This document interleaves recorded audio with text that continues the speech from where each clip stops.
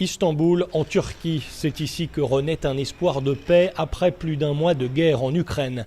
Pour la première fois depuis des semaines, les pourparlers entre négociateurs russes et ukrainiens ont été significatifs ce mardi selon la partie russe qui évoque un possible accord sur la neutralité de l'Ukraine.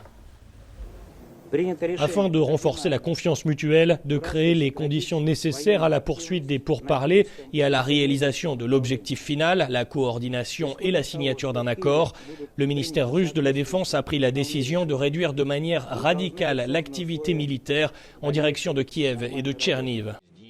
L'Ukraine, de son côté, réclame un accord international pour garantir sa sécurité dont seraient signataires plusieurs pays garants. La mise en œuvre de ce traité concernant les garanties de sécurité se fera de la manière suivante. D'abord, il y aura un référendum pour que les citoyens ukrainiens expriment leur opinion sur ce traité et la manière dont il doit fonctionner.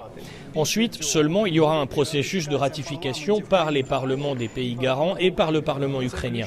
C'est la clé. Nous devons obtenir le soutien de la société pour que ce traité puisse la consolider.